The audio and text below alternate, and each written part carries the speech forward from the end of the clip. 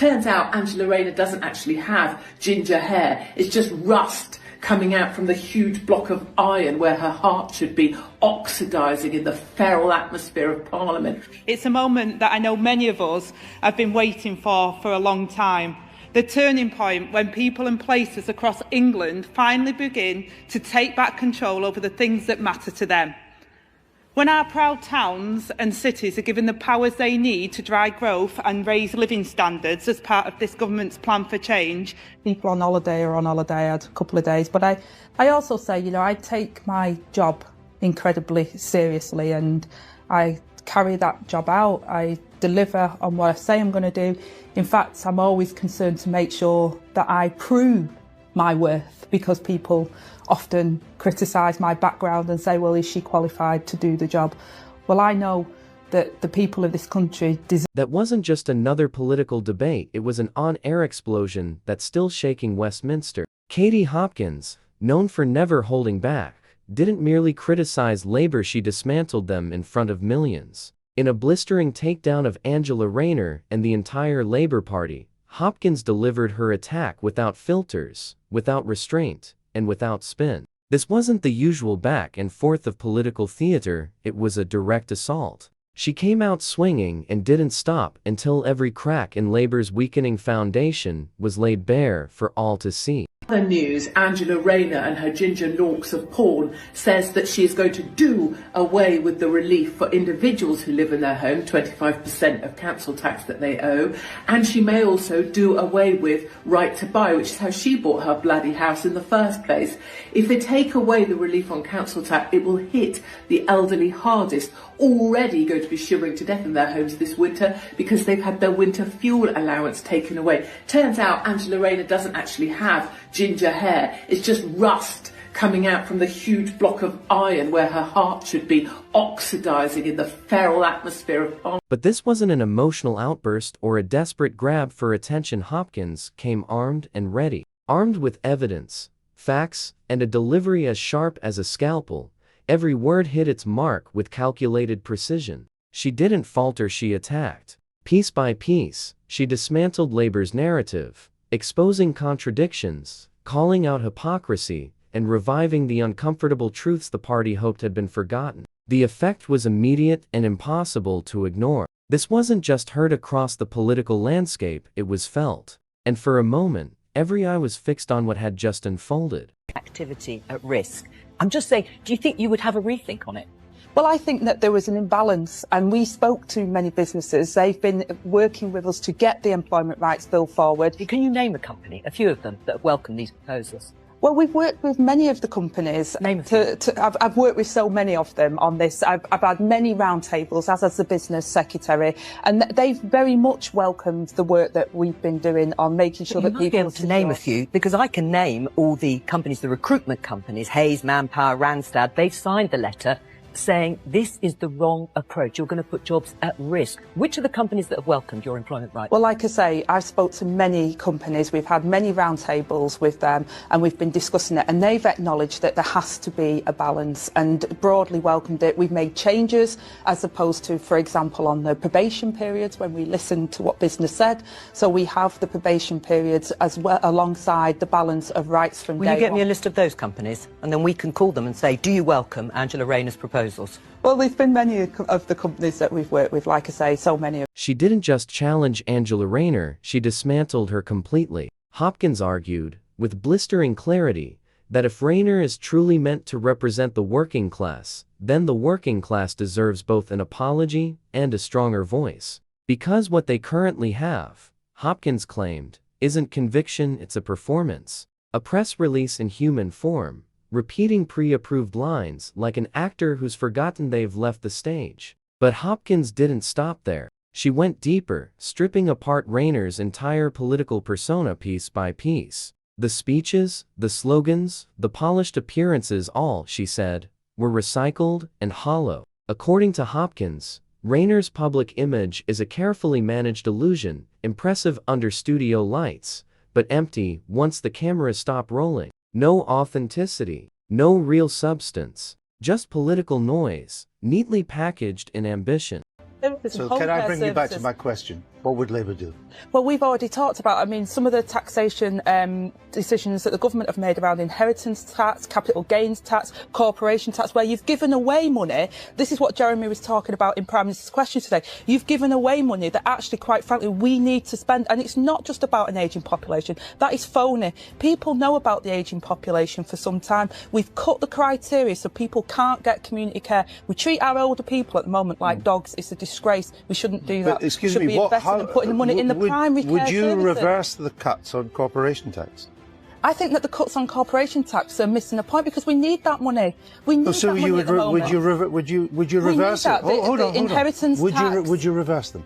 I think that at the moment, cutting at a time where we need those services and people need those services is the wrong decision to But make. I'm asking you, would you reverse the cut in corporation tax? But I'm telling you, Andrew, that our priority is You're not... not telling me the question. I am. I'm answer. saying that the cuts in corporation... So, can I bring you back to my question? A simple request, yet what followed was anything but straightforward. When pressed on what Labour would actually do policy, not platitudes, the response became a tangle of political rhetoric. There was talk of inheritance tax, capital gains, and corporation tax, vague references to redistribution, but nothing concrete. Then came the emotional hook. We treat our older people like dogs. A striking line, powerful, even true, but ultimately, a diversion. Andrew pressed again, would Labour reverse the cuts to corporation tax? Still, no direct answer. Would Labour undo the Tory tax breaks? Yes or no? Instead, the response drifted into a sermon about priorities. A dance around figures. Another carefully crafted deflection.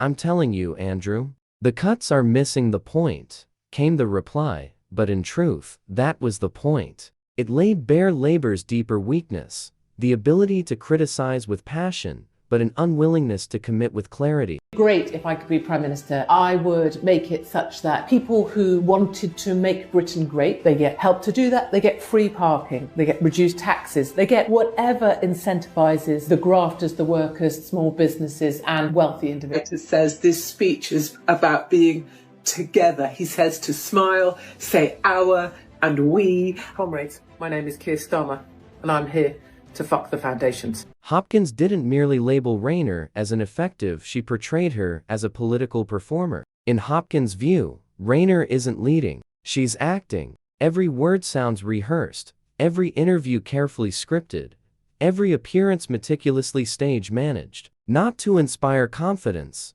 but to deflect scrutiny and evade genuine accountability.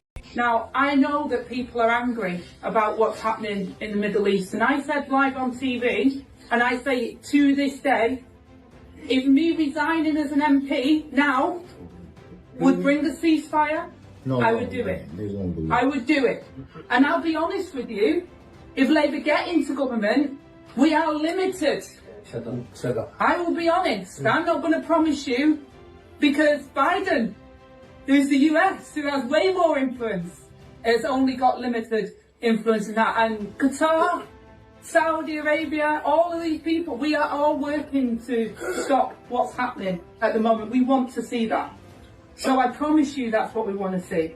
And if Labour get into power, we will recognise Palestine. I will push not only to recognise, but there is nothing to recognise at the moment, sadly.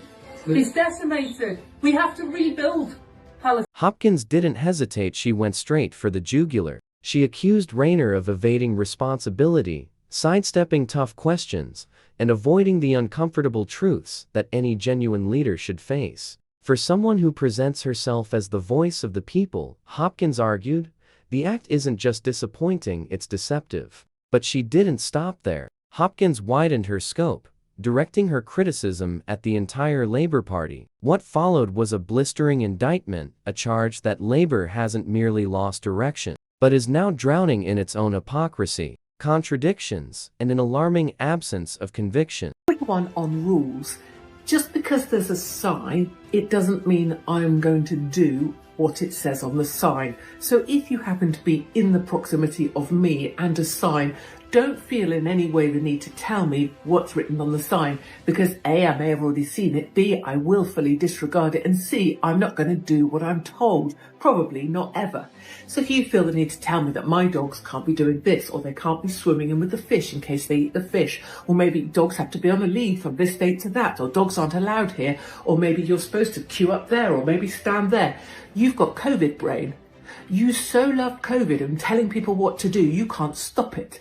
And I strongly suggest if you see me or someone else, you do try and stop it. You're not the arbiter of right and wrong. Just because you read a bloody sign doesn't mean I'm going to do what it says on the bloody sign. And you may like to have your life limited by other people's rules and regulations. It might make you feel safe. I don't want to feel safe. And for that matter, don't tell me to stay safe. I'd like to feel as risky as possible. I'd like to own that risk, and I'd like to run face forwards towards death if that's what's coming my way. So screw you, screw your signs, and screw your tiny little rules. She tore into Labour's leadership with the force and precision of a wrecking ball, calling it confused, inconsistent, and dangerously out of touch. Hopkins didn't hold back. She exposed what she described as the deep hypocrisy at the core of the party, one that publicly champions free speech, yet silences anyone who dares to dissent. A party that claims to defend the working class, yet advances policies that undermine the very communities it vows to protect.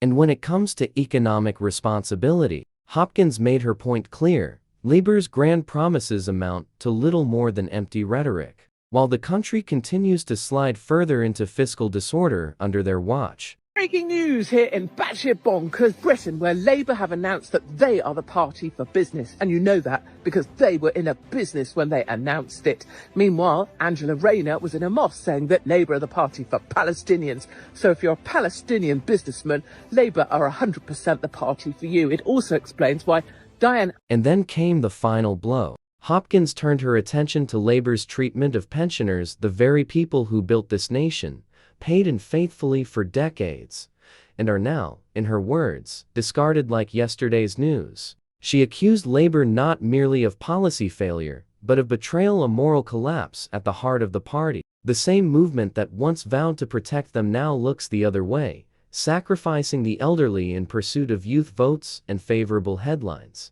Hopkins didn't just criticize, she dismantled, piece by piece. Her tone was razor sharp, her delivery laced with deliberate sarcasm. There was no room for spin, no room for excuses, only a stark, uncompromising reality check. You need to be standing up for the right to listen to people who you then go on to decide you do not agree with.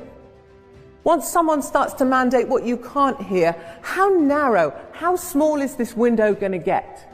How tiny your space? Your worldview, just how small do you want it to be? I fear for the day that someone gets into this union and starts to know platform speakers, because there will never be a return from that. You are on the precipice. You are on the cusp of something monumental here. When you walk through that door, you can't unwalk that decision.